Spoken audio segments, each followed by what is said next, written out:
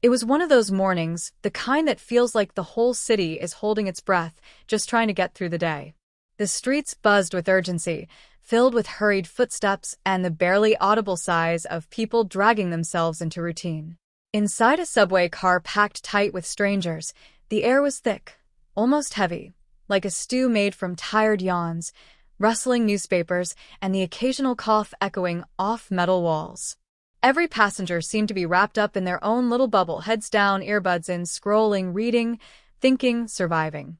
But right in the middle of all that sleepy chaos was a young girl, maybe 17, maybe younger. Her eyes? They were alive, darting around curiously, as if searching for something beyond the morning haze. Music leaked softly from her earbuds, something hopeful, something that made her shoulders bounce slightly in rhythm. Then she saw her. A woman, sitting awkwardly, trying to soothe a restless baby squirming in her arms.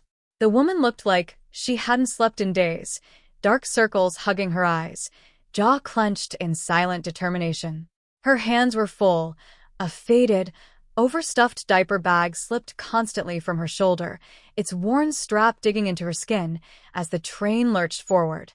The baby flailed gently, tiny fists punching the stale air, soft whimpers barely louder than the screech of the tracks below. And through it all, the mother whispered soothing shushes, her voice tender but exhausted, her love shining through the tired lines on her face. No one else noticed. Or maybe they chose not to. Heads stayed down, eyes locked on glowing screens or distant, peeling subway ads. An older man, sharply dressed with a perfectly ironed suit, tapped away at a digital chess game. Nearby, a young couple shared a single pair of earbuds, whispering to each other and giggling softly, leaning so close it was hard to tell where one ended and the other began. Two college students stood near the door, backpacks bulging with books, swaying with the rhythm of the train, arguing in hushed tones about something academic, oblivious to the mother's quiet struggle. But the girl noticed. She noticed everything. Her chest tightened because she knew that feeling all too well. That feeling of needing help and being invisible. That moment when all you want is for someone to see you, but no one does. She took a slow, quiet breath. Her fingers reached into her pocket, slipping her earbuds away.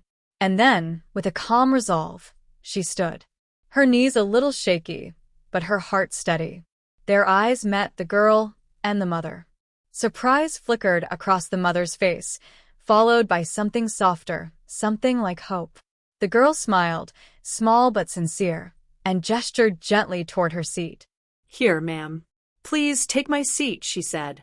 Her voice wasn't loud, but it was clear. Strong.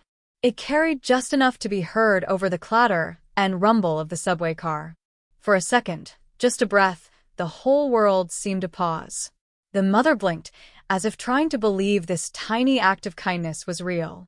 The baby gave a soft coo, settling slightly. And then, the tension in the mother's shoulders eased, just a little. With a grateful nod and a voice full of emotion, she whispered, "Thank you. Thank you so much." She lowered herself into the seat with care, shifting her baby into a more comfortable position. The baby, sensing the calm, snuggled in closer. And for the first time in what probably felt like forever, the baby's head came to rest, peaceful and safe. Neither of them knew it, but someone had noticed. A man, standing a few feet away, phone held casually in his hand. He was an aspiring filmmaker, someone who captured city life in small, authentic moments. And right there, in that subway car filled with strangers, he had caught this moment, a quiet, powerful act of human kindness, on camera. He replayed it on his screen. Again. Then again. The raw, real emotion in the clip, it hit him. No big speeches. No dramatic music. Just a gesture that meant everything.